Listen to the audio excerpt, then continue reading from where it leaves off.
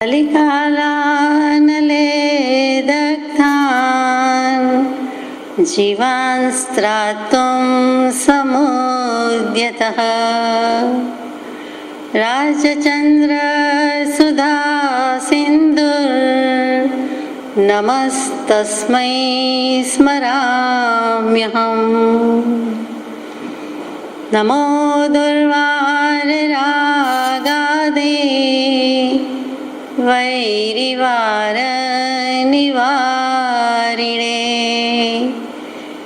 अर्हते योगिनाथाय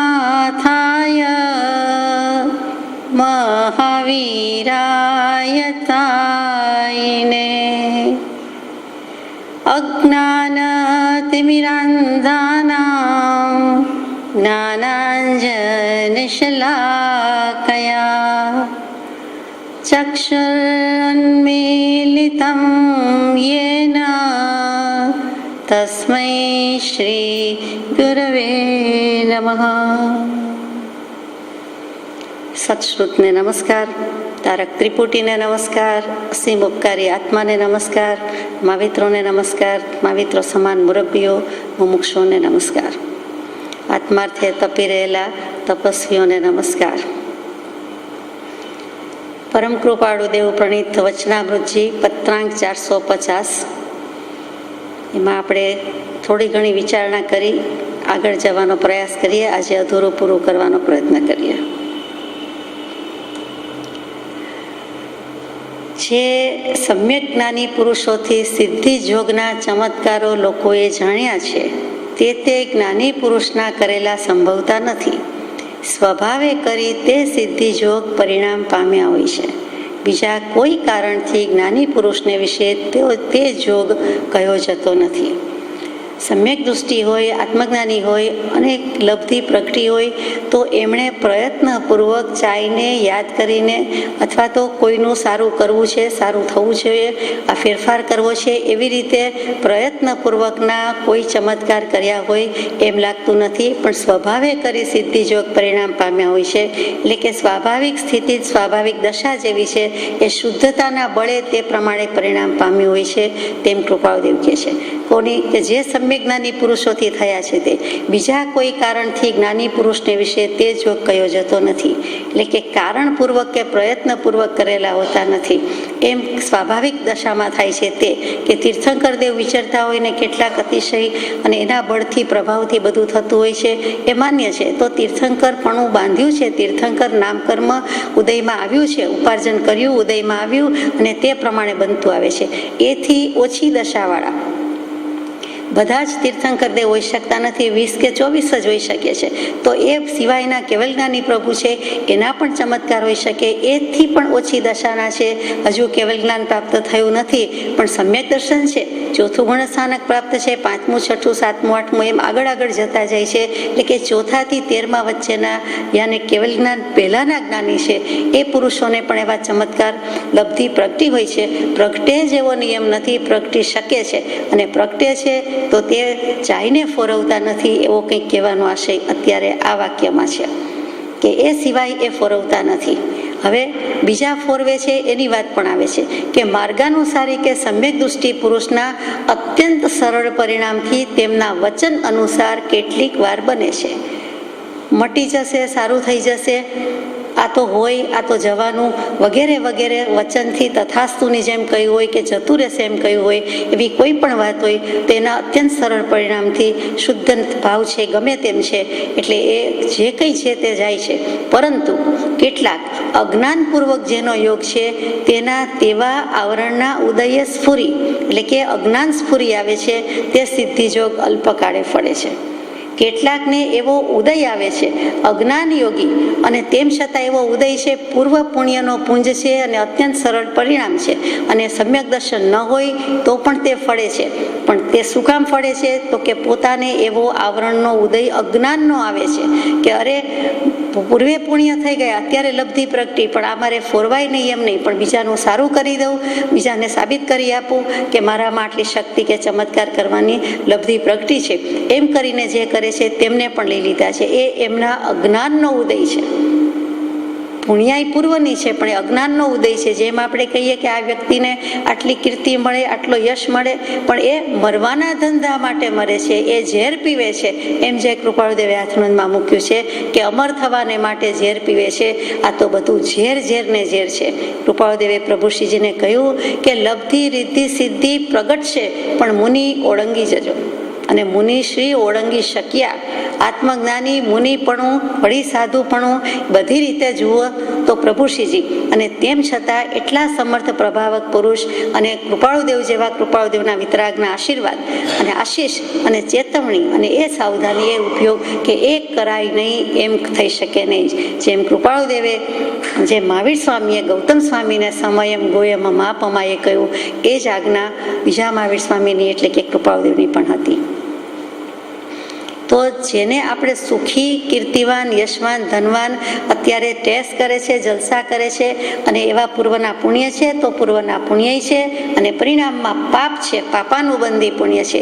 એટલે એ અત્યારે પુણ્યાય ભોગવે છે, શેઠાઈ ભોગવે છે, શ્રીમંતાઈ ભોગવે છે, ભૌતિકવાદની ચકાચૌંધમાં બરાબર પડેલા ડૂબેલા લાગે છે. અને દેખાય કે કહેવાય કે જ્ઞાની, અને એનો ઉદય પણ ઉદય ભૂલાવે છે, ભૂલાવામાં નાખે છે કે એટલી યશ કીર્તિ મળે છે એ કોઈક પૂર્વની પુણ્યાઈ છે, પણ સાથે પરિણામે જો જ્ઞાન નથી, જો સમ્યક દર્શન નથી, જો આત્મજ્ઞાન નથી, તો એ કહેવાતું બધું છે અને એનું પરિણામ દોષ પાપ જ છે. એટલે કે એવા પણ છે કે અજ્ઞાની છે અને સિદ્ધિ જોગ પરિણામ પામે છે, એટલે જગત, સમાજ, લોક એને સારું કહે છે, પણ હકીકતમાં એ ખરાબ છે. પોતાના માટે તો દોષ હી દોષ. જ્ઞાની પુરુષથી તો માત્ર સ્વાભાવિક સ્ફૂર્ય જ ફળે છે, અન્ય પ્રકારે નહીં. નાની પુરુષથી જે ફળે છે એ પ્રયત્નપૂર્વક, આયાસપૂર્વકનું નથી, એ સ્વાભાવિક એમની દશા છે. એટલે જ્યાં જ્યાં જાય તેમ પગ જોતા પાપ કહીએ છીએ, પગ મૂકતા પાપ કહીએ છીએ, જોતા ઝેર કહીએ છીએ.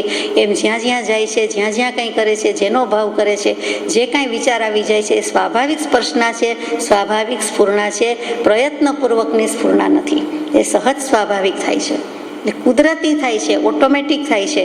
એવો કોઈ વિકલ્પ આનું સારું કરી નાખવું, ખરાબ કરી નાખવું એવો હોતો નથી. કોઈ કહેવામાં આવે તો પણ કૃપાળુદેવ જ દૃષ્ટાંતરૂપ છે કે પરમ પૂજ્ય શ્રી સૌભાગભાઈને આટલી વિનવણી હોવા છતાં પોતાનો દોર ચૂકતા નથી, દશા ચૂકતા નથી અને પ્રમાદમાં પડતા નથી. એમને યથાસ્થાને લાવવા માટેનો પરમ પ્રયત્ન કર્યો છે કે આમ ન હોય. 2 વર્ષથી આ વાત ચાલી રહી છે અને છતાં પણ હજુ સૌભાગભાઈ કંઈ ને કંઈ લખે છે. એના પ્રત્યુત્તરમાં છે એ સૌભાગભાઈ તો બુજી ગયા, આપણને જવાબ આપ્યો છે અને આપણે એ બોધ પ્રાપ્ત કરવાનો છે. જે જ્ઞાનીથી સ્વાભાવિક સિદ્ધિજોગ પરિણામ હોય છે તે જ્ઞાની પુરુષ અમે જે કરીએ છીએ તેવા અને તે આદિ બીજા ઘણા પ્રકારના ચારિત્રને પ્રતિબંધ કારણોથી મુક્ત હોય છે કે જે કારણે આત્માનું ઐશ્વર્ય વિશેષ સ્ફુરિત થઈ મનાદિ જોગમાં સિદ્ધિના સ્વાભાવિક પરિણામને પામે છે. કૃપાળુદેવ કહે છે કે અમે જે કરીએ છીએ તેવા, એટલે અમે જે વ્યવસાયમાં, ગૃહાશ્રમમાં પડ્યા છીએ તેવા એ પ્રતિબંધક કારણ છે. સર્વસંગ પરિત્યાગ નથી અને ગૃહસ્થાશ્રમમાં છીએ, વ્યવસાય કરવો પડે છે, એવા જે કંઈ બંધ કરનારા, બંધન કરનારા, પ્રતિબંધ કરનારા કારણ છે. કોને પ્રતિબંધ કરે છે? તો કે જે ચારિત્ર દશા સંયમના સ્થાનક વર્ધમાન થવા જોઈએ, એટલે કે દેખીતી રીતે જેને લોકો કે સમાજ દીક્ષા કહે છે, ચારિત્ર કહે છે, સર્વસંગ પરિત્યાગ કહે છે. આ જીવન સામાયિક વ્રત, એમ આજીવન સામાયિક ચારિત્ર, પહેલું સામાયિક ચારિત્ર, પછી સૂક્ષ્મ સંપ્રાય, પછી પરિહાર વિશુદ્ધ અને પછી છેલ્લે આવે છે તે યથાખ્યાત ચારિત્ર. ચારિત્ર 5 કયા? એમાં યથાખ્યાત ચારિત્ર છેવટની દશા કે વિજ્ઞાનની દશા. તો જે પહેલાથી 5મા સુધીની પ્રગતિ થવી જોઈએ, આબાદી ઉન્નતિ થવી જોઈએ, તેમાં અમે અમારા જેવાને પણ આ પ્રતિબંધક કારણ છે. અમાને જે વિતરાગ ચારિત્ર, યથાખ્યાત ચારિત્ર સુધી જવું જોઈએ. વિક્રમ સંવત 1949ની વાત છે, વિક્રમ સંવત 1952, 53, 57ની વાત નથી. એ આપણે ભૂલવા જેવું નથી. એટલે ત્યાં એમ કે છે કે અમને પણ જે નડે છે, પ્રતિબંધક છે, એવા કારણો બીજાને પણ હોઈ શકે છે. એટલે તેવા કારણોથી જેને નથી, એટલે કે એવા કારણ નથી એવા મુક્ત જ્ઞાની પુરુષ છે. લબ્ધિ પ્રગટી છે અને વળી દ્રવ્યથી અને ભાવથી મુનિપણું. ભાવથી તો છે જ સમ્યક દર્શન, આત્મજ્ઞાન, એટલે ભાવ તો મુનિ છે જ. પછી દ્રવ્યથી પણ મુનિ, તો કે હા મુનિ, એટલે કે દ્રવ્યલિંગીપણું છે કે સાધુ સાધ્વીની દશા છે, મુનિપણું છે. રીતસરનું સર્વસંગ પરિત્યાગપણું છે, મોક્ષ માર્ગની દિશાનું ભાન છે અને દીક્ષા લીધી છે અને પછી બીજાને દિશાનું ભાન કરી શકે તેવા પુરુષોની વાત છે. તેમને આ ચારિત્રને પ્રતિબંધક કારણોથી મુક્ત છે. એટલે તે મુક્ત પુરુષો છે, એને કોઈ પ્રતિબંધ નથી. એટલે તે કરી શકે છે કે જે કારણે આત્માનું ઐશ્વર્ય સ્વાભાવિક રીતે વિશેષ પુરાયમાન થાય છે. કૃપાળુદેવની દશામાં છે, કૃપાળુદેવ છે, તેમનાથી તો બધું થઈ શકે છે, પણ તેથી વિશેષ દશાવાન છે કેમ કે ચારિત્ર લઈ લીધું છે અથવા તો ચારિત્રને પ્રતિબંધક કારણ નથી, પ્રતિબંધ નથી, બંધન નથી, અપ્રતિબદ્ધપણે વિહાર કરી રહ્યા છે દ્રવ્યથી, ક્ષેત્રથી, કાળથી, ભાવથી. અને એવા જે મુનિવરો છે, એવા જે કોઈ આત્મા છે તે નિર્ગ્રંથ પુરુષો અને તેથી માંડીને કેવલી, તીર્થંકર દેવ વગેરે બધા એમનું ઐશ્વર્ય વિશેષ હોય એમાં નવાઈ નથી. એટલે તે ઐશ્વર્ય વિશેષ પૂરી થઈ મનાદિ જોગમાં સિદ્ધિના સ્વાભાવિક પરિણામને પામે છે. મનાદિ જોગ કેવલ જ્ઞાન થાય છે, પછી મન છે કે કેમ, તો કે નો સંગની નો અસંગની કહેવાય છે. તે કેવલ જ્ઞાનીને પછી મન કહેવાય. સંઘની પંચેન્દ્રિયપણું, મનુષ્યપણું એટલે મન છે, પણ એટલે મન કહેવું પડે, પણ ત્યાં કે છે મન નથી એમ નથી કહેવું, મન છે એમ પણ નથી કહેવું. એટલે જ્ઞાની પુરુષોએ જીનાગમમાં નો સંગની નો અસંગની, ત્યાં નો એટલે નહીં, નથી નહીં, પણ અલ્પ સંગની અને અલ્પ, અમુક અપેક્ષાએ સંગની, અમુક અપેક્ષાએ અસંગની. એટલે કે કેવલી પ્રભુનો મનોયોગ પણ ત્યાં પ્રવર્તતો નથી. કેમ કે કેવળ નિજ સ્વભાવનું અખંડ વર્તે જ્ઞાન. અને જે મનાદિ યોગમાં કીધા સિદ્ધિના સ્વાભાવિક પરિણામ એટલે કેવલ જ્ઞાન પહેલા જે છે કે મન વચન કાયાના યોગ તો કેવલીને પણ છે, નથી એમ નહીં, યોગ છે, પણ મન સ્વાભાવિક રીતે કહીએ ત્યારે એમ કહેવું પડે કે મન નથી.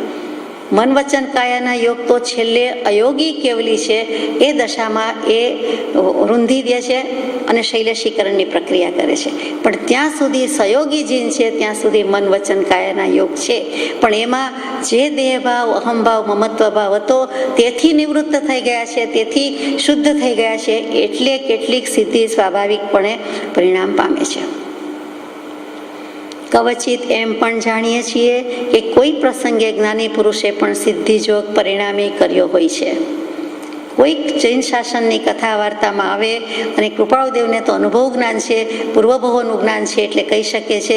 અને આપણે પણ સાંભળીને વાંચીને કહી શકીએ છીએ કે ક્યારેક એવું બને છે કે જ્ઞાની પુરુષોએ ચાહીને આવો યોગ પ્રવર્તાવ્યો હોય છે. તો શું કામ? તથાપિ તે કારણ અત્યંત બળવાન હોય છે. ચોક્કસ એમણે પ્રવર્તાવ્યો છે, ખોટું નથી, પણ એ કારણ અત્યંત બળવાન હોય છે. એ યોગ પ્રવર્તાવાનું, લબ્ધિ ફોરવવાનું કારણ અત્યંત બળવાન હોય છે. પછી પાછું લખી દે છે કે અને તે પણ સંપૂર્ણ જ્ઞાન દશાનું કાર્ય નથી. જેને સંપૂર્ણ જ્ઞાન દશા પ્રગટી છે એ તો કરે જ નહીં, પાલવે જ નહીં, પોષાય જ નહીં, પરવડે જ નહીં અને કરે જ નહીં. ત્યાં બીજો કોઈ આગળ વિકલ્પ રહેતો જ નથી. પણ જ્યાં 50 છે, ન્યૂનતા છે, 100માં પછી 90, 92, 97 હોય કે 77, 72, 75 હોય, એ જે ટકાવારીનો ડિફરન્સ હોય, જેટલા આંકડાનો ફેર હોય, જે દશામાં ફરક હોય તે, પણ તેને કદાચ સકારણ અત્યંત બળવાન કારણ હોય તો ફોરવવું પડ્યું છે, એમ કૃપાળુદેવે પાછું કહી દીધું છે. અને તેવા કોણ છે? તો કે ઘણા બધા હોય, પણ આપણને ઉડીને આંખે વળગે એવા જો કોઈ હોય તો એમાં કલિકાલ સર્વજ્ઞ શ્રી હેમચંદ્રાચાર્ય છે. તેમણે અમાસની રાત્રે ચંદ્ર ઉગાડી બતાવ્યો હતો. મેઘલી રાત, અમાસની રાત, અને ચંદ્ર બતાવ્યો, ચંદ્ર ઉગાડ્યો. આવું પણ બની શકે, બની શક્યું છે. ઇતિહાસે નોંધ લીધી છે. ઇતિ હ આસ, આ પ્રમાણે ઇતિ કહેતા, આ પ્રમાણે, એ પ્રમાણે હ અને આસ બન્યું હતું, થયું હતું, એનું નામ ઇતિહાસ. એટલે એ પ્રમાણે થયેલું છે. એ જ હેમચંદ્રાચાર્યજીએ 7 પાઠ મુકાવી હતી.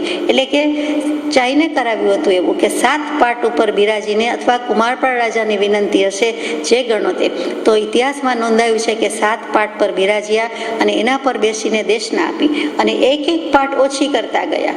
ચમત્કાર, લબ્ધિ, સિદ્ધિની રૂએ વાત થાય છે. એક ચાલુ સભામાં જ એક ઓછી, બીજી ઓછી, ત્રીજી ઓછી, સાથે 7 લઈ લેવાનું કહી દીધું. અને પછી તો કે પોતે અધ્ધર રહીને દેશના આપી છે. એ કેવી દશા હશે? આપણે લબ્ધિ ચમત્કારને નમસ્કાર નથી કરતા, પણ એમની પ્રગટેલી દશા, એ શુદ્ધ ભાવ જે હશે કે ઓટોમેટિક એવું થયું, તો કે સ્વાભાવિક થયું હોવું જોઈએ, એમ અધ્ધર થઈ શકે? કેવી રીતે થઈ શકે? સમજવા જેવી વાત છે, વિચારવા જેવી વાત છે. અને એટલા માટે જ મન થાય છે કહેવાનું, નાગાર્જુન થઈ ગયા. અને પાદલિપ્ત સૂરીજીની વાત આપ જાણો છો, પણ કહી દઉં કે નાગાર્જુને વનસ્પતિ દ્વારા સુવર્ણ રસ પ્રાપ્ત કર્યો. પારામાંથી સોનું, વનસ્પતિમાંથી સોનું, આજે પણ કોઈકને મન થાય છે પણ ફેલ જાય છે. તો એવો સુવર્ણ રસ પ્રાપ્ત કરીને એમ થયું રીતસર સોનાનું રસ જ વળી કે પાદલિપ્ત સૂરીજી એને મોકલ્યા એ વખતના આચાર્ય મહારાજને. તો આચાર્ય ભગવંત કંઈ ઓછી લબ્ધિવાળા નહોતા. એમણે એક શીશીમાં પોતાનો યુરિન પેશાબ ભરીને મોકલ્યો. અને શું કામ? તો કે આમાં પડવાનું છે, સોનું બનાવવાનું છે, એટલે અનાદર અપમાન કરવા માટે મોકલ્યું. તો પોતાનું અપમાન સમજીને એ ફેંકી દે છે. પાદલિપ્ત સૂરીજીએ બોધ આપવા મોકલ્યું છે, પ્રતિબોધ આપવા માટે કરવા માટે છે. અને પેલા જે છે નાગાર્જુન, એને એમ થાય છે કે અરે મારું અપમાન, અવગણના આટલી હદે હોય, અનાદર કર્યો એટલે ફેંકી દીધું. કે આવી રીતે અપમાન કર્યું. જ્યાં ફેંકી દીધું ને ઢોળાઈ ગયું ને રેલાઈ ગયું ત્યાં બધે જ સોનું સોનું સોનું થઈ ગયું. તો કે અહો, આ સૂરીજી, આ આચાર્ય ભગવંત, આ ગુરુ મહારાજ, એને હું મોકલું છું, એની પાસે તો આટલી લબ્ધિ સિદ્ધિ છે જ, અને એની પાસે કોઈ જ મારું માન મહત્વ નથી. એ વધારે લબ્ધિધારી છે. મેં આટલા વર્ષોની સિદ્ધિ પછી, મહેનત પછી મેળવ્યું છે, પણ એ ફેંકી દેવા જેવું છે. અને આ મારી પાસેનું તો કાંઈ જ નથી. એમ કરીને આચાર્ય પાદલિપ્ત સૂરીજી પાસે જાય છે, ખમાવે છે, પગમાં પડે છે, વગેરે વગેરે. કે મને અભિમાન આવી ગયું હતું. તો કે અભિમાન આવ્યું હતું એટલે જ કહ્યું કે શેરને માથે સવા શેર હોય છે. આવી લબ્ધિ તો પ્રગટે, તેથી તો ક્યાંય આગળ જવાનું છે. આત્મા અનંત લબ્ધિ નિધાન છે, અને આ લબ્ધિનું આપણે શું કામ છે? અને એ પાદલિપ્ત સૂરીજી ઉપરથી જ પાલીતાણા ગામનું નામ પડ્યું. પાલીતાણા તીર્થ શત્રુંજય તીર્થ કહીએ, અને ગામનું નામ, શહેરનું નામ પાલીતાણા છે. ત્યાં પાદલિપ્ત સૂરીજી પરથી એ નામ આવ્યું છે. પેથળશા, જેમ જાવળશા, ભાવળશા, દેદાશા, એવી રીતે પેથળશા થઈ ગયા. આપ તો વધારે જાણો છો, તો આખી વાર્તા કહેવાની નથી. પણ એમનું અખંડ બ્રહ્મચર્યનું પાલન હોવાથી, ત્રિવિધ અખંડ બ્રહ્મચર્યનું પાલન કરતા હોવાથી, એમના ઉતરેલા કપડાં પહેરવાથી દરેક જીવના બધા જ રોગ, ગમે તે રોગ હોય, એ જતા રહેતા હતા. પછી જેમ જેમ પ્રસિદ્ધિ કે ખબર પડતી ગઈ તેમ તો બંધ કરી દીધું, પણ આવું હતું. અને ઇતિહાસમાં નોંધાયું છે. એટલે પ્રસિદ્ધિમાં આવેલી વાત હતી. કૃપાળુદેવની જેમ અપ્રસિદ્ધ, અપ્રગટ સત નહોતું. કૃપાળુદેવે તો સમજીને, શમાઈને બિલકુલ બહાર આવવા દીધું નથી. પૂછે કે જાતિસ્મરણ જ્ઞાન, તો ખોટું ન બોલાય, અસત ભાષણનો દોષ ન થાય. ત્યારે ધીમેકથી કહે છે કે હા, અમને 900 ભવનું જ્ઞાન છે. પેલા તો જ્ઞાન થયું છે એમ પૂછ્યું, તો કે જ્ઞાન થયું છે, પૂર્વ ભવોનું જ્ઞાન છે, અને જાતિસ્મરણ જ્ઞાન છે, અને એ મતિ સ્મૃતિ જ્ઞાન 900 ભવ સુધી છે એમ પણ કહ્યું. પણ એની કોઈ વાર્તા, કથા કે વાત કહી નથી. વૈજનાથ યોગી જેવા વૈજનાથ યોગીએ જ્યારે એમ કહ્યું કે ઉત્તર હિંદમાં અથવા તો નેપાળમાં કૃપાળુદેવ રાજકુમાર હતા, તો એમણે જણાવ્યું, કોઈ મુમુક્ષુએ જણાવ્યું કે આવી વાત કરે છે સાચી? તો કે વૈજનાથને સમ્યક દર્શન કે આત્મજ્ઞાન ભલે ન હોય, પણ એના જે કંઈ સરળ પરિણામ છે, એટલે એને જે જોયું છે એ ખોટું નથી, એની વાત ખોટી નથી. બસ આટલી જ વાત. હું કેટલામો હતો, કઈ સાલમાં હતો, ઘરમાં કોણ હતું, જોવું હોય તો જોઈ લ્યો, અહીંયા બધું પડ્યું છે.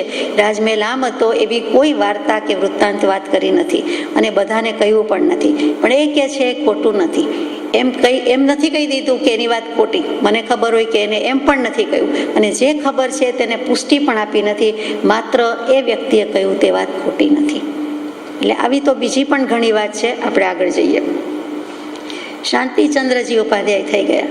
એમણે એક ફૂંક મારતા ધગધગતી ખાઈ હતી એ પૂરી દીધી. ખીણ હોય એમ ખાઈ હોય, અને એ ખાઈને પૂરી દીધી. અકબર મહારાજાના સમયની વાત છે. અને બીજી ફૂંકથી નગરના દરવાજા ખોલી નાખ્યા. શું કામ? તો કે અકબરને પ્રતિબોધ કરવો છે કે જૈન શાસન જયવંતું છે, એમાં પણ પડ્યા છે. અને આ બ્રાહ્મણો, પંડિતો, અગર તો બીજા બધા મુસ્લિમ મહાત્માઓ સામે પડ્યા હોય તો એની સામે કહેવા માટે એમણે એ ફોરવ્યું છે. એટલે આ પ્રયત્નપૂર્વકની વાત છે. પણ કૃપાળુદેવે કહી દીધું કે સંપૂર્ણ જ્ઞાન દશાનું કાર્ય નથી. સંપૂર્ણ જ્ઞાની આવું કરી શકે નહીં, હોઈ શકે જ નહીં.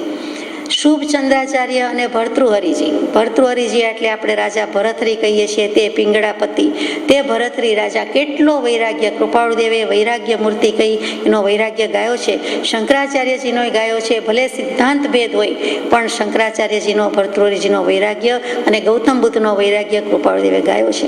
એ ભર્તૃહરિજી ને શુભચંદ્રાચાર્ય, જેમણે જ્ઞાનાર્ણવ લખ્યું છે, અને દિગંબર મુનિ હતા, એ બંને ભાઈઓ હતા.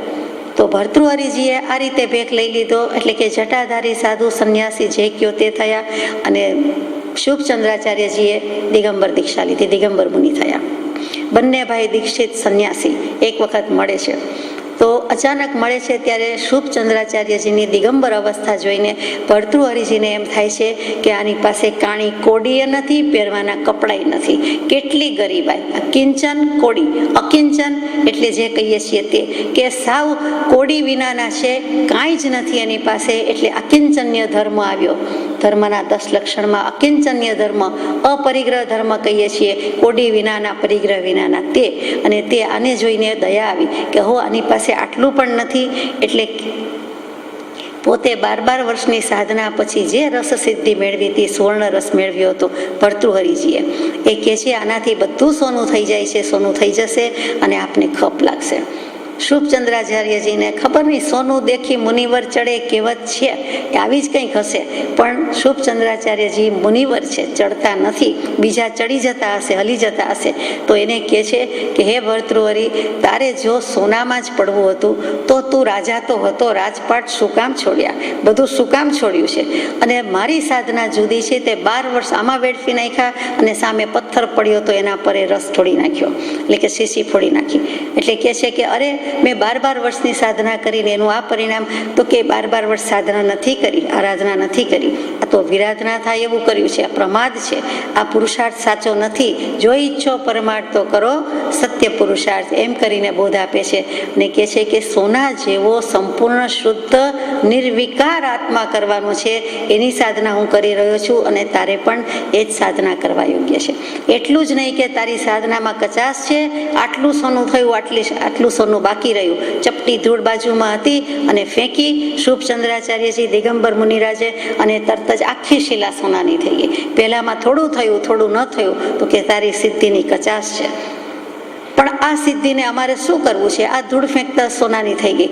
પણ આ તો હોય, આમાં કંઈ પડવા જેવું નથી, નવાઈ પામવા જેવું નથી, આનો લાભ લેવા જેવો નથી. આ તો આપણને જગવવા માટે છે, ચેતવવા માટે છે, આ તો આપણને અહિત કરનારો છે, એમ કરીને બોધ આપ્યો છે.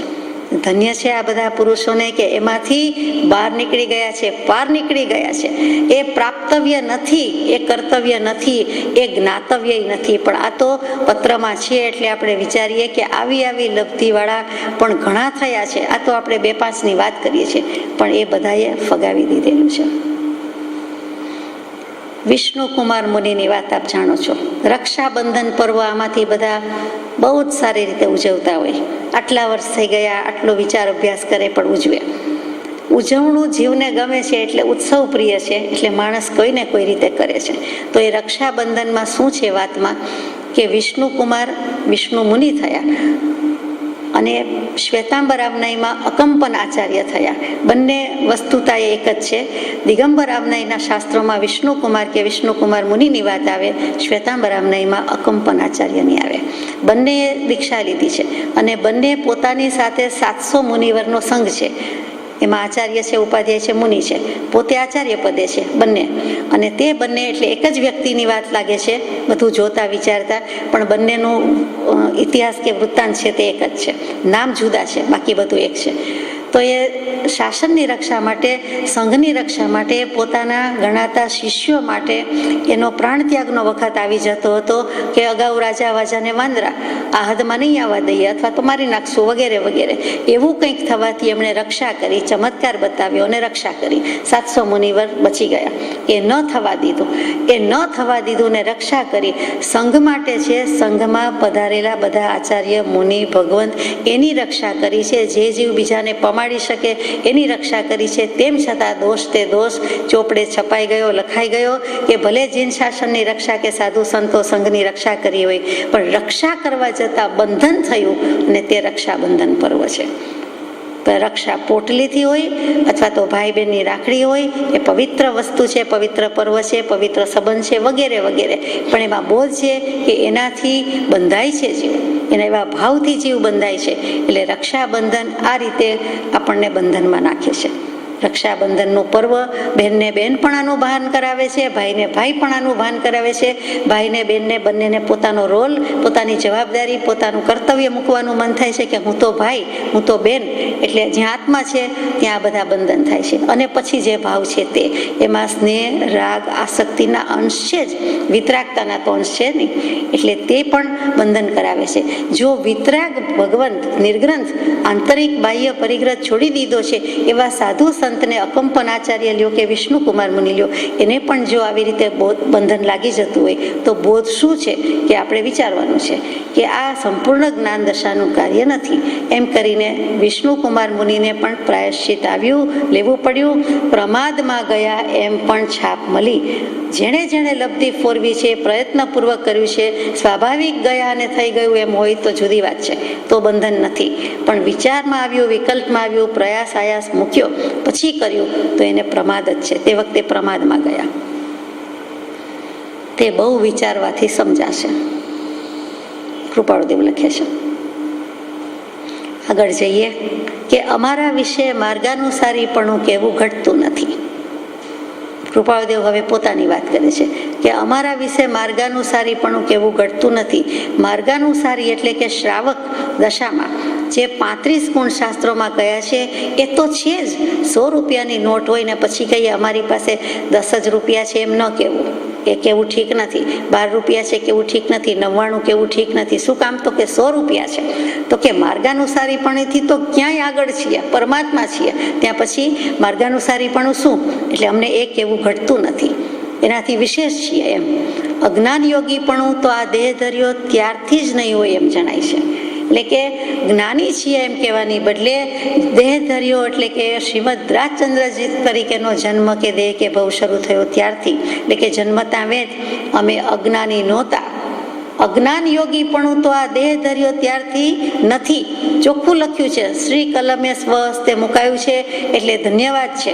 આપણે ભાવભક્તિથી વિભોર થઈને કહીએ છીએ એમ નથી, પણ એમણે લખ્યું છે અને આપણે ભાવભક્તિથી કહીએ છીએ. એટલે જ્ઞાની જ હતા, જન્મથી જ્ઞાની હતા. સમ્યક દૃષ્ટિપણું તો જરૂર સંભવે છે. પોતાનું જ વચન છે, સમ્યક દૃષ્ટિપણું તો જરૂર સંભવે છે. એટલું તો હોય જ ને, સવાલ જ નથી, છે જ. કોઈ પ્રકારનો સિદ્ધિયોગ અમે ક્યારેય પણ સાધવાનો આખી જિંદગીમાં અલ્પ પણ વિચાર કર્યો સાંભળતો નથી. અમે સહેજ પણ વિચાર કર્યો નથી કે અમારી પાસે એવી કાંઈ લબ્ધિ, રિદ્ધિ, સિદ્ધિ, જોગ, ઐશ્વર્ય પ્રગટ્યું હોય અને એ ફોરવી દઈએ અથવા એને વાપરીએ. એટલે સાધને કરી તેવો જોગ પ્રગટ્યો હોય એવું જણાતું નથી. એટલે અમે કંઈ જોગ પ્રગટે એટલે કે મલિન વિદ્યા, મેલી વિદ્યા અથવા તો આવી બધી રિદ્ધિ સિદ્ધિ પ્રગટે એના કોઈ સાધન કર્યા હોય, છેવટ હઠયોગ વગેરે સાધન કર્યા હોય એમ પણ જણાતું નથી, એમ પણ છે નહીં. એનો વિચાર પણ કર્યો નથી. પ્રાણાયામ, હઠયોગ વગેરે શારીરિક સ્વાસ્થ્ય માટે જુદી વાત છે, બાકી એ કંઈ આધ્યાત્મિક સ્વાસ્થ્ય માટે કે પરમાર્થ પ્રત્યે લઈ જતું નથી.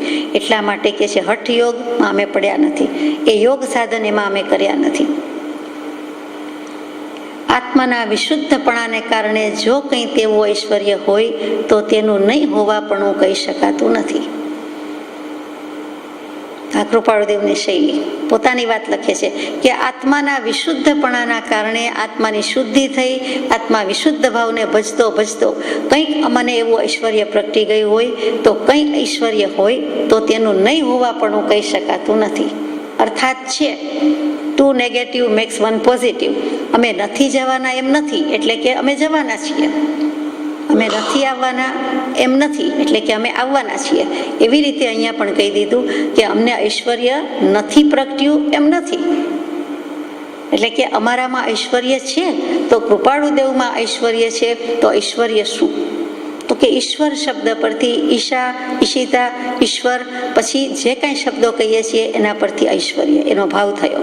તો કે ઈશ્વરપણાનો ભાવ એટલે શું? તો કે ઐશ્વર્ય, સ્વામિત્વ, માલિકી, અધિકારીપણું, પરમેષ્ઠીપણું, કેમ પરમેશ કહીએ તે પરમેશ્વરપણું, એટલે કે બધા ઉપર ઈશ, બધાની શ્રેષ્ઠતા એ અમારામાં છે. દરેક શાસ્ત્રમાં 6 પ્રકારના ઐશ્વર્ય બતાવ્યા છે. એ કયા 6 પ્રકાર છે? તો કે સૌથી વધારે ઐશ્વર્ય પોતે જ, કે દરેક બાબતમાં 6 શું અનંત વાત લાવો, પણ એમાં ઈશ છે, એનો અધિકારી છે, સ્વામી છે. આત્માના અનંત ચતુષ્ટય છે તો એ ઐશ્વર્ય નથી તો શું છે? અનંત જ્ઞાન, અનંત દર્શન, અનંત સુખ, અનંત વીર્ય, એ ઐશ્વર્ય જ છે. એ ઐશ્વર્ય પહેલું. પછી બીજું વીર્ય મૂક્યું, કે વીરતા પ્રગટાવી છે, પુરુષાર્થ કરવો છે, સઘન પુરુષાર્થ કરવો છે, તે જ ભવે મોક્ષે જઈએ તેવો પુરુષાર્થ કરવો છે, તો એ પણ ઐશ્વર્ય થયું. એટલે અહીંયા ઐશ્વર્ય, પછી વીર્ય, પછી યશ. કૃપાળુદેવને કેટલો યશ હતો. હવે અપ્રગટ રહેવું છે, અપ્રસિદ્ધ જ રહેવું છે. પહેલાં પણ એમ હતા, પણ એક શતાવધાનથી એટલી ચોમેર કીર્તિ પ્રસરી ગઈ, હવે સમજીને સમાઈ જવું છે, આ કરવા જેવી પ્રવૃત્તિ નથી, એમ કરીને છોડી દીધું. એટલે યશ પણ એટલો જ હતો. અને પછી શ્રી કહેતા અનંત ચતુષ્ટય, કે અનંત જ્ઞાન, દર્શન, સુખ અને વીર્ય. એ ચતુષ્ટય તો બધામાં પડેલા છે, પણ પ્રભુએ તો પ્રગટાવ્યા, એટલે ત્યાં શ્રી પણ આવી ગયું. પછી જ્ઞાન અને વૈરાગ્ય. 5મું જ્ઞાન નામનું ઐશ્વર્ય, ત્યારે પરિપૂર્ણ જ્ઞાન તરફ પ્રયાણ છે. કેવળ નિજ સ્વભાવનું અખંડ વર્તે જ્ઞાન સુધી પહોંચી રહ્યા છે. એટલે કે ત્યાં હવે કંઈ કહેવાપણું કરવાપણું પછી બાકી રહેતું નથી. સમ્યક દર્શન હોવાથી કેટલુંક તો હવે અકર્તવ્ય છે, કાંઈ કરવાપણું રહેતું નથી. કૃત્ય કૃતાર્થ છે, પણ સંતોષ નથી. કે એ બાબતમાં એમ થાય છે કે 13મે ગુણસ્થાનક અગર તો કેવલ જ્ઞાન, તો કે જ્યારે અખંડ ધારા રહે, અવિચ્છિન્ન ધારા રહે, ત્યારે તે કેવલ જ્ઞાન, અને ત્યાં સુધી પણ પહોંચી જઈશું. અને ત્યાર પછી છેલ્લો વૈરાગ્ય, કે વૈરાગ્ય નાનામાં નાનું, મિનીમાં મિની જે કહીએ તે મિની ફોર્મ, અને એ જ એનું ફૂલ ફોર્મ થાય છે ત્યારે વિતરાગતા છે. પેલું વિવત્તા રાગ છે, અને પછી એ રસ્વ વી છે, પછી વીત રાગ. એક વખત તો રાગ હતો, પછી વિવત્તા ઈ સંધિ થઈ ગઈ, અને વીત રાગતા એટલે દીર્ઘ વી થઈ ગયો, કે હવે એ દિવસો વ્યતીત થઈ ગયા, વીતી ગયા. એટલે કે કૃષ્ણ રજનીઓ, અજ્ઞાનની રજનીઓ, રાત્રિ, મિથ્યાત્વની રાત બધી વીતી ગઈ. હવે તો એકમાત્ર આત્મા, આત્માને આત્મા, અને કેવલ જ્ઞાન થઈ જાય છે. તો એટલો વૈરાગ્ય જ લઈ જાય છે. વૈરાગ્ય એ જ મોક્ષમાં જવાનો ઉત્કૃષ્ટ ભૂમ્યો છે. વૈરાગ્ય એ ધર્મનું સ્વરૂપ છે. વૈરાગ્યનું બીજું નામ જ ધર્મ. તો અહીંયા પોતે ધર્મ મૂર્તિ, ધર્મ સ્વરૂપ થઈને રહ્યા. તો ઐશ્વર્ય, તો કે અમારા વિશે ઐશ્વર્ય નથી પ્રગટ્યું એમ નથી, આ બધું ઐશ્વર્ય છે, પણ આ ઐશ્વર્યમાં લઈ ગયા. એકેય લબ્ધિની વાત મૂકી નહીં, એકેય રિદ્ધિ સિદ્ધિની વાત મૂકી નહીં, પણ આત્માને અનંત લબ્ધિનો નિધાન છે.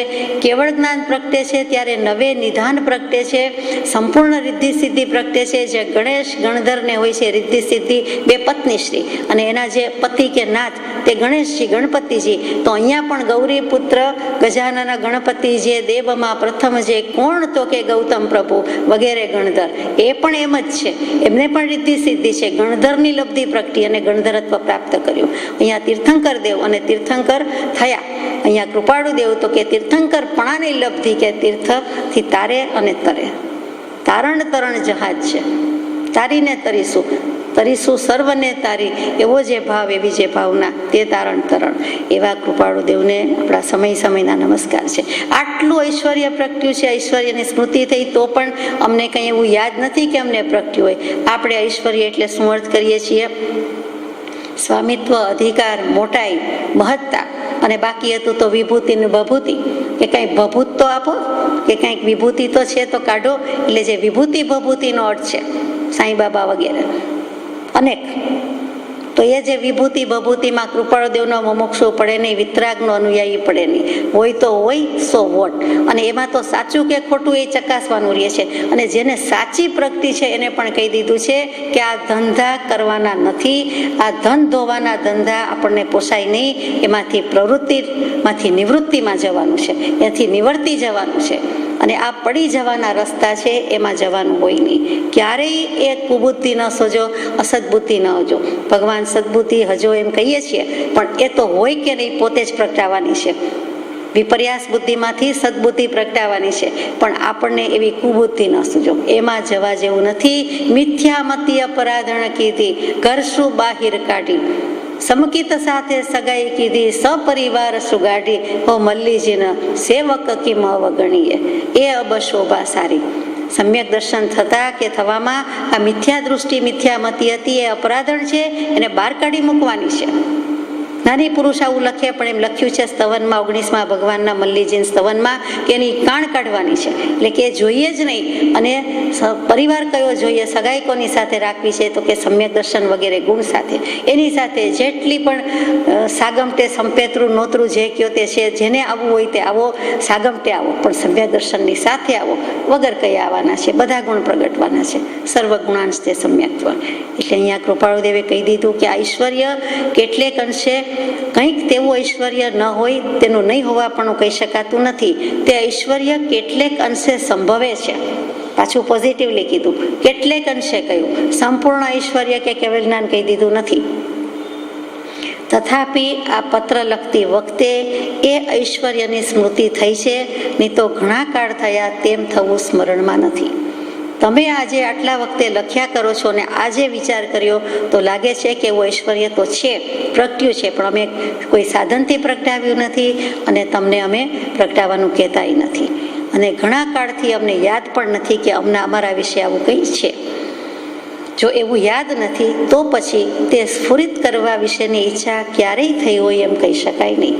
તો એને પ્રેરણા તો આપીએ જ ક્યાંથી? ઘરમાં આપણી પાસે દવા ઇન્જેક્શન છે છતાં ખબર નથી, રાખી મૂક્યા છે, તો એને પ્રેરણા કરવાનું, ઇન્જેક્ટ કરવાનું તો થાય જ ક્યાંથી? કે એવું અમે બનાવ્યું જ નથી, કર્યું જ નથી. કોઈને પ્રેરણા પ્રોત્સાહન આપતા નથી, ઉત્તેજન આપતા નથી. એ સ્પષ્ટ વાર્તા છે.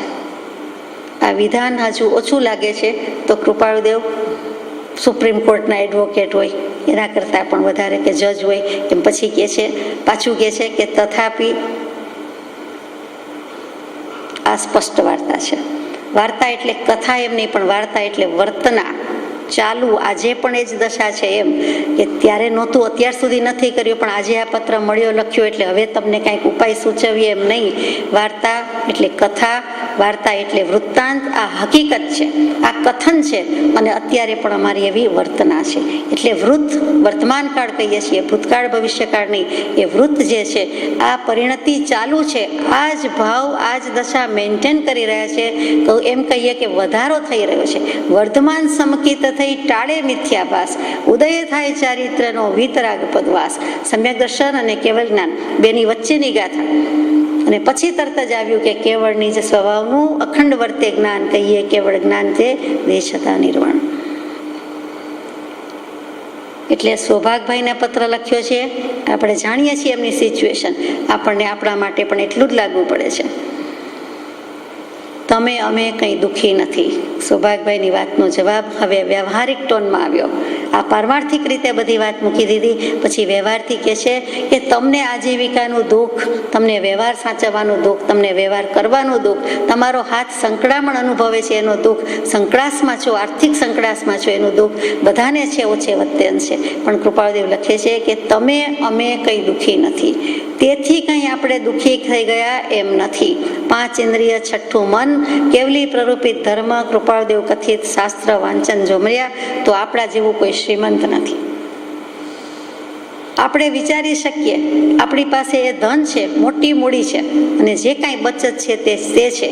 એમ લખેલું છે કે જેને ઘેર વચનામૃતજી છે તેને ઘેર સમજણનો ભંડાર છે. એટલે કે અનાજના કોઠાર સાંભળ્યા છે, ધનના ભંડાર સાંભળ્યા છે, કુબેરના ખજાના સાંભળ્યા છે. એને ટપ્પી જાય, આંબી જાય કે એનું શું વિસાતમાં છે. એને ઘેર વચનામૃતજી હોવાથી સમજણનો ભંડાર છે. પણ જો વાંચે, વાપરે, નિર્ધાર કરે, નિર્ણય કરે તો, બાકી તો પડ્યું છે.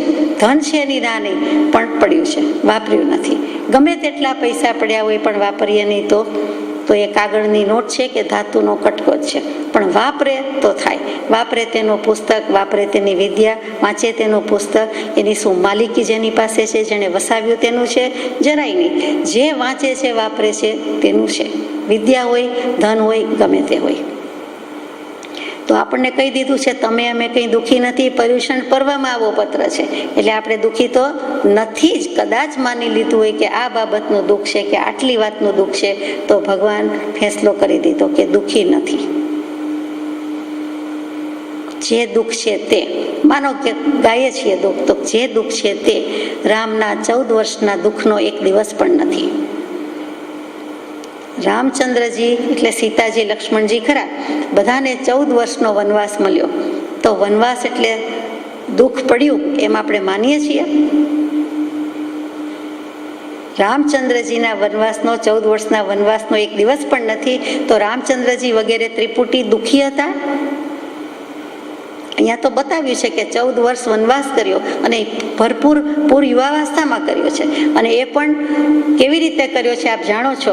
અને આપની સમક્ષ પૂછવાની, જણાવવાની કે કહેવાની રજા લઉં છું કે રામચંદ્રજીના ગુરુ તે વખતના વશિષ્ઠાચાર્ય, કે જે વશિષ્ઠે રામચંદ્રજીને એટલો બધો વૈરાગ્ય હતો કે 16 વર્ષની વયે ચિત્રિત નરસમ શૂન્ય મન, મૌન રહે નિષ્કર્મ, સેવક વિનવે તોય તે વિસરે દૈહિક ધર્મ. ચિત્રામણ કરી મૂક્યું હોય, ગમે તેટલું સુંદર કમળ હોય, બતક હોય, પણ ખબર છે કે એ ચિત્રામણ છે, ચિત્રમાં દોરેલું છે, એ હકીકત નથી. આપણી સમક્ષ હોય તો એને ઉઠાવતા નથી કે એ પિક્ચર દોરેલું છે. એવા સ્તબ્ધ થઈ ગયા હોય, એવા સ્થિત પ્રજ્ઞ થઈ ગયા હોય, એવી રામચંદ્રજીની દશા કે કોઈ પૂછે તો જવાબ આપવાની ફુરસદ નહીં, માતા પિતાને પગે લાગવા જવાનો પ્રાતઃકાલનો વિનય પણ ચૂકી જાય છે, એવી દશામાં હતા.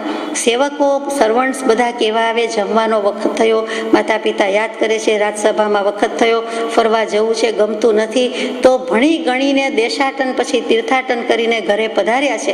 16 વર્ષની વયે ભણીને વેકેશનમાં ઘરે જતા પહેલા એમણે બધી તીર્થયાત્રા કરી અને એટલો પરમ વૈરાગ્ય કે વાત જવા દો, કે સ્થિત પ્રજ્ઞતાની દશા હોય એવું, મારે રાજપાટ કરવું નથી, મારે સંસાર માંડવો નથી, મારે પરણવું નથી, વગેરે વગેરે. અને જે વિનય વિવેક હોય એમાંથી પણ એટલી ઊંચી દશા કે જ્ઞાન દશા કે જે કયો તે એટલો વૈરાગ્ય ભરપૂર હતો. અને એ રામચંદ્રજી તો કે ત્રેતાયુગના, અને કળિયુગમાં તો કે રાજચંદ્રજીને, કૃપાળુદેવને એટલો જ વૈરાગ્ય હતો. એમણે પણ શ્રીમુખે સ્વહસ્તે સ્વકલમે લખ્યું છે કે અમને રામચંદ્રજીને વર્તો વૈરાગ્ય મોક્ષમાળા રચતી વખતે એટલો જ હતો. તો પછી ઘટી ન ગયો હોય, પછી ગાઢો થયો, સઘન થયો અને વિતરાગતામાં પરિણમી જાય. તો એવા વૈરાગ્યવાન રામચંદ્રજીના ગુરુ યોગ વાસિષ્ઠ જેમણે લખ્યું, એ વશિષ્ઠ મુનિએ બોધ આપ્યો કે એ બધું તો અનાસક્ત ભાવે કરવાનું હોય. નિર્ગુણ બ્રહ્મ રામ જે કંઈ છે તે નિર્વિકાર નિર્વિકલ્પ દશાને જ પ્રાપ્ત થવાના છો. અને આપને તો આ ઉદય છે એટલે શોભે આમ જ કરવું પડે, રાજપાટ પણ ભોગવવું પડે અને સંસાર માનવો પડે, વગેરે વગેરે. અને એમની સમજાવટથી એટલે ઘણો બધો બોધ આપ્યો. સુત્તમ શબ્દોમાં આપ્યો છે, 32,000 શ્લોકમાં આપ્યો છે. એનું નામ સંપૂર્ણ રામાયણ. અને તે ખરું રામાયણ, પેલું રામાયણ સંપૂર્ણ રામાયણ, પછી વાલ્મીકીજી, તુલસીદાસજી બધાએ રચ્યા. તો એ મહારામાયણ કહીએ છીએ તે યોગ વાસિષ્ઠ, અને તે વશિષ્ઠ મુનિનો બોધ. તેવા ગુરુ વશિષ્ઠ અને આ રામચંદ્રજી જેવા શિષ્ય તે જ ભવે પાછા મોક્ષે ગયા. તો એવા રામચંદ્રજીની વાત કરીએ છીએ. તો વશિષ્ઠ મુનિએ, મારો પ્રશ્ન હવે આવે છે, બધાએ જન્માક્ષર જોયા હોય, જન્મ કુંડળી જોઈ હોય, પછી વાલ્મીકી, પછી વિશ્વામિત્ર હતા, પછી બીજા 5 હતા, એ 7 ભેગા થઈને રચ્યું હોય અને કહ્યું કે કાલે રામને રાજ્યાભિષેક છે અને મોટો ઉત્સવ ઉજવાયો. તો રાજ્યાભિષેક થવાના બદલે એ કુંડળી, જન્માક્ષર મેચ થાય ન થાય એ બધાને લાગુ પડે છે કે એમાં મંગળ નડે, જન્માક્ષર નડે. જન્માક્ષર ડિસાઇડિંગ ફેક્ટર હોય કે આણે આની સાથે લગ્ન કરવાના અને આની સાથે લગ્ન ન કરવા. આ તો આપની વ્યવહારની વાત છે, આપણને બહુ ખબર ન પડે, પણ સમજવાની વાત છે. તો એવું થયું હોવા છતાં એમણે શું ટીપણા બરાબર નહોતા જોયા, જોશ બરાબર ભાખ્યા નહીં, જ્યોતિષશાસ્ત્ર ક્યાં ગયું, જ્ઞાન ક્યાં ગયું? અને એવું બધું કર્યા હોવા છતાં બીજે દિવસે શું બન્યું તે આપ જાણો છો. ન જાણ્યું જાનકીનાથે સવારે શું થવાનું છે. અને રામને રાજગાદીના બદલે દેશવટો આવ્યો, એટલે કે અયોધ્યા છોડી દેવાનો વારો આવ્યો. આ અયોધ્યા પતિ થવું હોય અને એની બદલે છેલ્લી ઘડીએ બધું બદલાઈ જાય તો નહીં બનવાનું નહીં બને, બનવું વ્યર્થ ન જાય. કાંઈ ઔષધ ન પીજીએ જેથી ચિંતા ફિકર જાય. પ્રભુશ્રીજીના બોધમાં વારંવાર આવે કે જા વિધિ રાખે રામ તા વિધિ રહીએ, જેમ રામ રાખે તેમ રહીએ, નિરાંતથી રહીએ, આનંદથી રહીએ, સંતોષથી રહીએ. વ્યવહારિક સંતોષ હશે તો પણ આત્માના સંતોષ સુધી જવામાં વાર નહીં લાગે. પણ વ્યવહારિક જે ભૌતિક એ સંતોષ પણ નથી તો આધ્યાત્મિક સંતોષ છે, આત્માનો સંતોષ છે, કેવી રીતે આવે? આ સંતોષજન આવે તો બીજું સંતોષજન તો પડ્યું જ છે, પોતાની પાસે જ છે. તો સમજવાની વાત કે બીજે દિવસે શું થવાનું છે એ ખબર નથી. તો એ વિદ્વાન નહોતા, પંડિત નહોતા, જ્યોતિષી નહોતા, ગુરુ નહોતા, બધું હતું. તેમ છતાં બનવાનું બને જ છે એ કેવું છે. જે દયારામે ગાયું તે જ આપણે ફરીથી કહીએ છીએ કે જીવ તું ચિત્ત તું સિદ્ધ સોચના ધરે, કૃષ્ણને કરવું હોય તે કરે. અને રામચંદ્રજીએ રાજ્યાભિષેકની બદલે વનવાસમાં અભિષેક કર્યો કે તે સ્વીકારી લીધું. એમણે સ્વીકાર્યું, સાથે સીતાજીએ સ્વીકાર્યું અને લઘુબંધુ લઘુ ભ્રાતા લક્ષ્મણજીએ પણ સ્વીકાર્યું. આપ્યો તો એક રામચંદ્રજીને, બરોબર, પણ પેલા બંનેએ કર્તવ્ય ભાવથી, અગર તો જે કાંઈ સ્નેહ આસક્તિથી, અનુરાગથી એ સ્વીકાર્યું. બળદેવ અને વાસુદેવની એવી પ્રીતિ હોય છે, અતૂટ પ્રીતિ હોય છે. તો રામચંદ્રજી બળદેવ હતા અને વાસુદેવ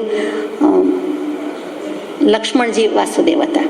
એટલે રામ લક્ષ્મણની જોડી. અને એ બળદેવને એટલો બધો પ્રેમ વાસુદેવ પ્રત્યે અને વાસુદેવને બળદેવ પ્રત્યે વગેરે વગેરે, અતૂટ પ્રીતિ કહેવાય. પછી કૃષ્ણ અને બલરામ, એમાં પણ વાસુદેવ અને બળદેવ, એમાંય અતૂટ પ્રીતિ છે.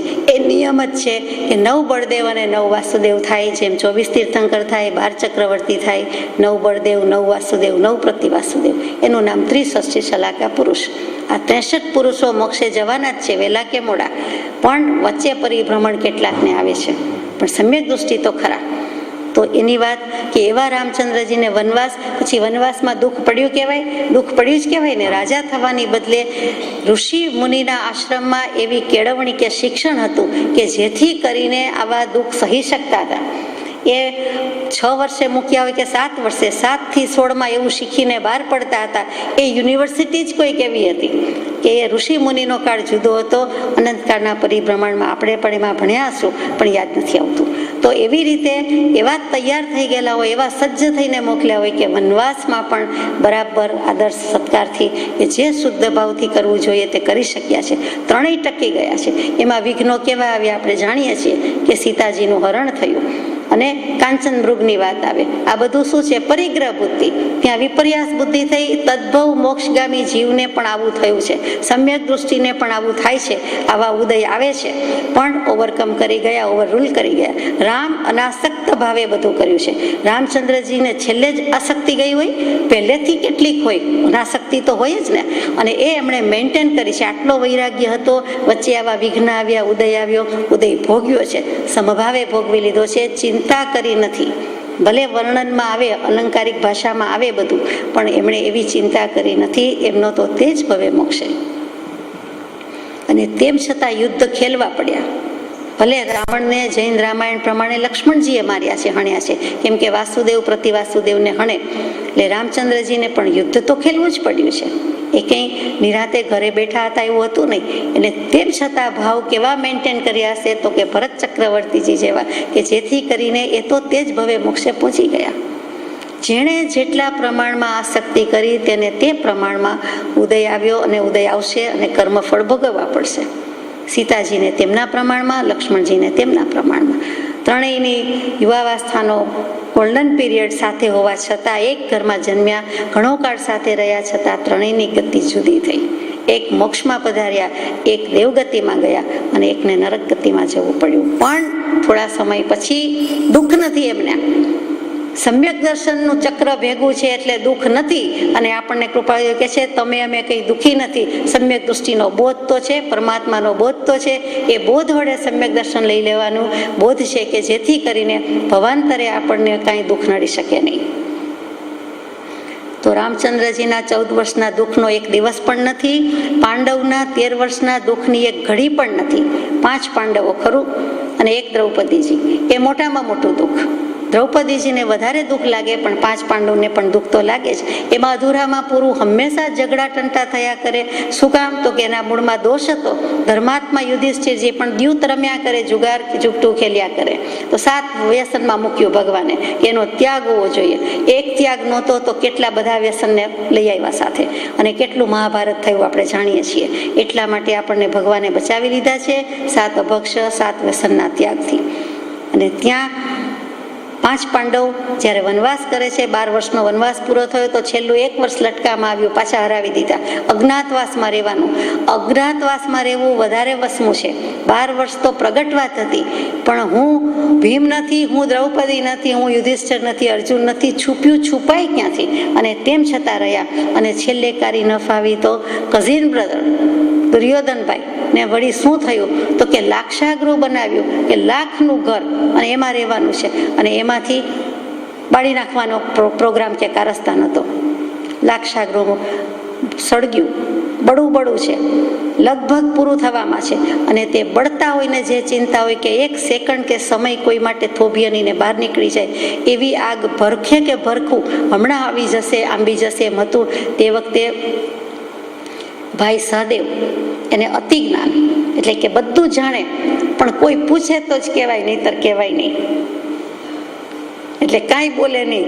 પછી કે છે બીજા ભાઈઓ કે બોલ સહદેવ, હવે તો કે મરવાના ધંધા થયા, મરવા પડ્યા, હવે કંઈ રસ્તો હોય તો બતાવો. તો પહેલેથી પૂછાય નહીં, પણ પહેલેથી પાણી પહેલાં પડ બાંધી નહીં. અને ત્યારે સહદેવભાઈ બોલે છે કે અહીંથી ભોંયરું છે, ચાલો. અને ધીમેકથી સરકી ગયા ભોંયરામાં. તો સંસાર બળું લાગે આપણને તો આ ભોંયરા જેવો માર્ગ મળે અને આપણને કૃપાળુદેવના વચનનો બોધ લાગે. પણ સંસાર સારો લાગે છે, ખારો લાગતો નથી, કડવો લાગતો નથી. એમાં વાલપ મોટપ માની છે અને આપણી ભૂલ થાય છે. એટલા માટે આ લાક્ષાગૃહ કે બળું એક ચકલી પુરાઈ જાય કે નાનું જીવડું પુરાઈ જાય તો એને કેટલું મુક્ત થવા માટે, સ્વતંત્ર થવા માટે, આઝાદી માટે વલખા મારતું હોય.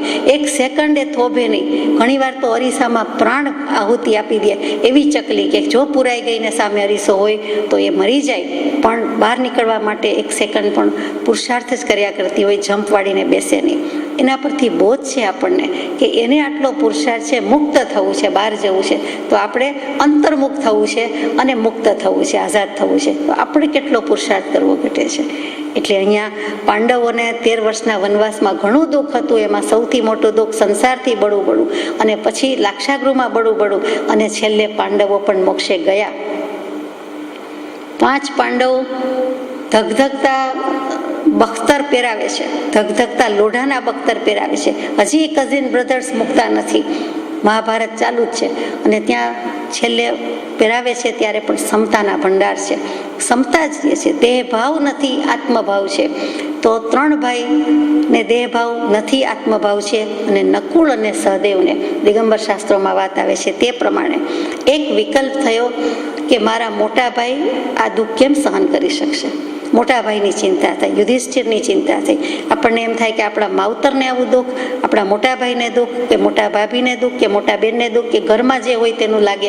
તો એમ સાથે થાય છે એક નાનો વિકલ્પ આવ્યો કે ત્યાં દેહભાવ આવ્યો કે મારા મોટા ભાઈ અથવા તો આગળ જાય છે તે ભાઈઓ.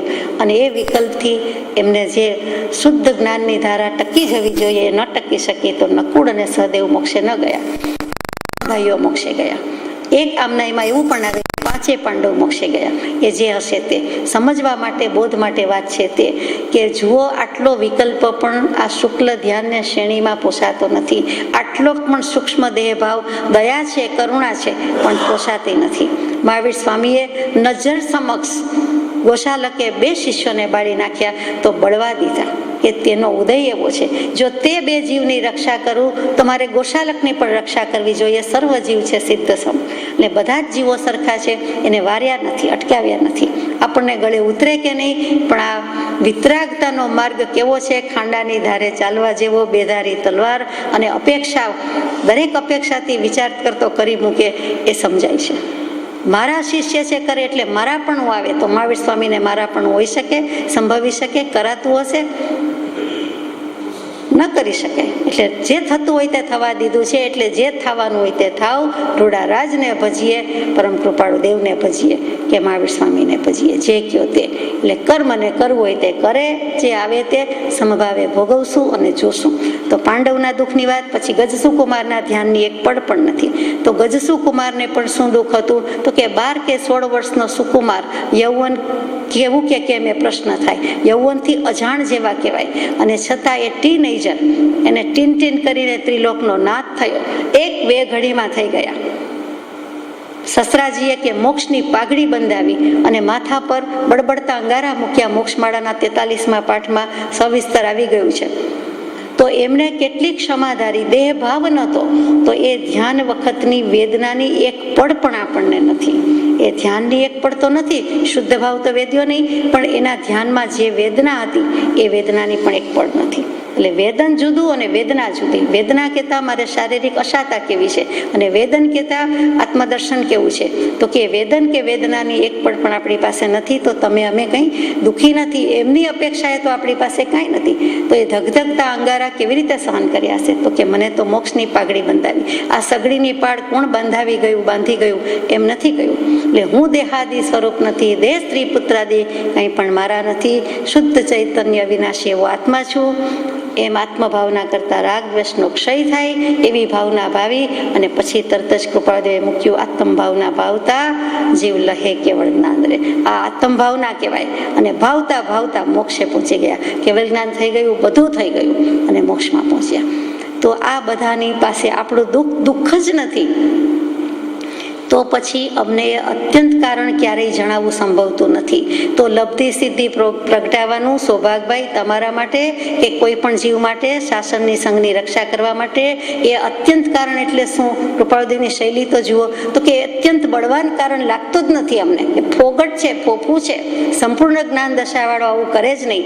એટલે એ અમને અત્યંત કારણ, બહુ અત્યંતનો અર્થ અહીંયા બહુ બળ્યું એવું પ્રબળ કારણ અમને લાગતું, જણાવવું સંભવતું નથી, અમને લાગતું જ નથી. અને બીજો એક અત્યંતનો અર્થ છે કે સદા સનાતન. આવું ક્યારેય હોઈ શકે નહીં. આવું સદાકાળ વર્તે એવું ત્રિકાલા બાધિત આ કારણ નથી, આ સિદ્ધાંત નથી.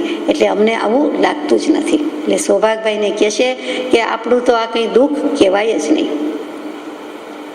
તમે શોચ કરવા યોગ્ય નથી તેમ છતાં કરો છો. તે વાર્તા તમારાથી ન લખાય તે લખાઈ જાય છે. જે તમને લખવી ઘટતી નથી, શોભતી નથી, અને અમે કહ્યું છે તો પણ તમારાથી લખાઈ જાય છે. તમારે સોચ કરવો પણ ન જોઈએ છતાં કરો છો. તો તે ન લખવા વિશે અમારા પત્રથી ઉપદેશ નથી, આ પત્રથી ઉપદેશ નથી.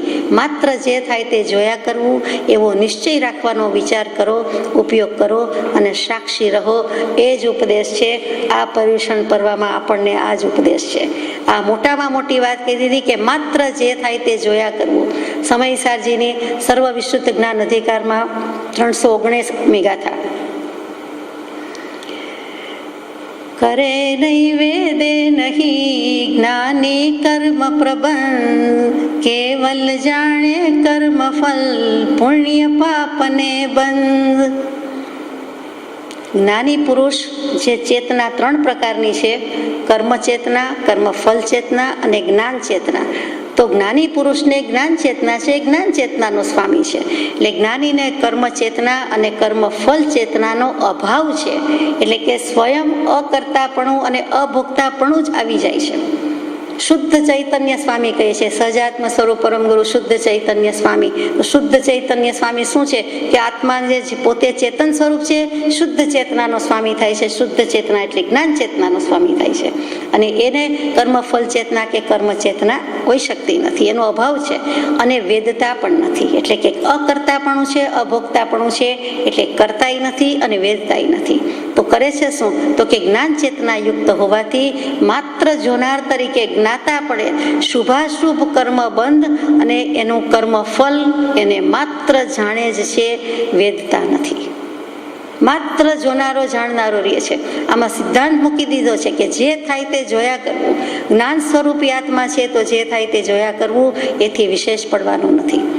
જ્ઞાન છે આમ પણ બીજું કરી શકતોય નથી. એક દ્રવ્ય બીજા દ્રવ્યને કાંઈ કરી શકતોય નથી. તો પછી મૂકોને માથાકૂટ કાંઈ થઈ શકવાનું નથી. આપણે કહીને ત્યાં સુધી તો આપણાથી ન પહોંચાય, તો કહીએ મૂકો માથાકૂટ. એમ જ અહીંયા છે કે તો બીજાની માથાકૂટમાં પડવા જેવું નથી. એ જ વસ્તુ કીધી કે આગળ કહે છે કે કારક વેદક જ્ઞાન નહીં, ચક્ષુ સમ નિર્દોષ, કેવલ જાણે બંધને ઉદય નિર્જરા મોક્ષ. એ જ સમયસારજીની પછીની ગાથા એટલે 320મી ગાથા. દૃષ્ટાંતથી મૂક્યું કે જેવી રીતે લોકમાં દૃશ્યથી દૃષ્ટિ ભિન્ન જ છે. સામેનો ઓબ્જેક્ટ છે એ જુદો છે અને આપણી દૃષ્ટિ છે, આંખ છે, વિઝન છે, દેખાય છે તે દર્શન છે તે જુદું છે, દૃષ્ટિ જુદી છે. તો એ બે વસ્તુ જુદી છે તો જ આ બધો વ્યવહાર ચાલે છે. એ કેવું સ્વીકાર્યું છે? સામે હોળીની આગની પ્રગટી હોય તો જોતા હોઈએ, ઘણા દૂર હોઈએ કે ઘણા નજીક હોઈએ, તો પણ આપણને એ કંઈ ભરખી જતી નથી. એ દૂર છે. દૂર બેઠા બધું દેખાય છે, અનુભવાય છે. અથવા દરિયાના નદીના પાણી સામે જોતા હોઈએ તો કંઈ પાણી આપણને ભીંજવતું નથી. હા, મોજામાં પલળવા જઈએ તો જુદી વાત છે. તો એ જેમ દૂર જ છે.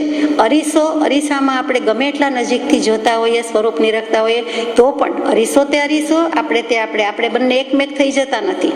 દૃષ્ટિ, દ્રશ્ય જુદું જુદું ને જુદું. એ જ વસ્તુ અહીં કીધી છે કે તું જેવી રીતે લોકમાં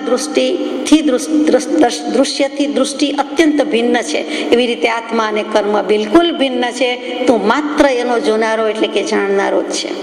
ક્યાંક સાક્ષી આવે, ક્યાંક જ્ઞાતા દૃષ્ટા આવે, ક્યાંક એકલું જ્ઞાતા આવે. અહીંયા જે કેવું છે તે આટલું જ કે માત્ર આપણે જોઈ શકીએ છીએ. બંને વસ્તુ જુદી જ છે તો પછી બંનેને જુદી જ જોવાની છે.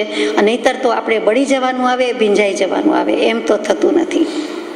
દૃષ્ટિ માત્ર દર્શન સ્વભાવવાળી હોવાથી વસ્તુને કેવળ જુએ જ છે. તેમ જ્ઞાન સ્વરૂપ આત્મા પણ સ્વયં દૃષ્ટિરૂપ અને દ્રષ્ટા છે. તે કર્મથી અત્યંત ભિન્નપણાને લીધે નિશ્ચયથી કર્મને કરવાને અને ભોગવવાને અસમર્થ છે. તેથી તે જ્ઞાની કર્મને કરતા નથી, કર્મને વેદતા નથી, પરંતુ જ્ઞાન સ્વભાવવાળો હોવાથી માત્ર કર્મના ઉદયને, બંધને, મોક્ષને, નિર્જરાને જાણે જ છે. અહીંયા પણ જ આવ્યો. અને હવે આપણે કળશ લેતા નથી, પણ જે કુંદ સ્વામીએ આવું લખ્યું સમયસારજી, એની વાત કરી. અને એમાં પણ સર્વ વિશુદ્ધ જ્ઞાન અધિકાર. અને એના પછી 1000 વર્ષે અમૃતચંદ્ર સૂરીજીએ થયા, એણે કળશ લખ્યા. 1000 વર્ષ સુધી એનું વિવેચન, ટીકા જે કાંઈ કયો તે કાંઈ હતું નહીં. અને પછી અમૃતચંદ્ર સૂરીજી થયા અને કળશ વગેરે લખ્યા. તો અહીંયા આપણને આવો બોધ છે કે એ જ ઉપદેશ છે, એ જ સાક્ષી છે. અને સૌભાગભાઈને છે એટલે આપણને કે જે થાય તે જોયા કરવું એટલું જ નહીં, એવો નિશ્ચય રાખવાનો વિચાર કરો. તમે એવો નિર્ધાર તો કર્યો નથી, પણ નિશ્ચયનો વિચાર કરતા નથી. વિચાર કરો, ઉપયોગ કરો. ઉપયોગ રાખો નહીં, ઉપયોગ કરો અને સાક્ષી રહો. એ જ ઉપદેશ છે. અંતમાં અત્યારની રીતે વાત કરીએ તો એક કવિના શબ્દોમાં કે ભાઈ રે આપણા દુઃખનું કેટલું જોર, આપણા દુઃખનું કેટલું જોર. નાની એવી જાતક વાતનો મચાવીએ નહીં શોર, આપણા દુઃખનું કેટલું જોર. આભ જરે ભલે આગ, હસી હસી ફૂલ જરે ગુલમોર, આપણા દુઃખનું કેટલું જોર. ગમે તેવો તાપ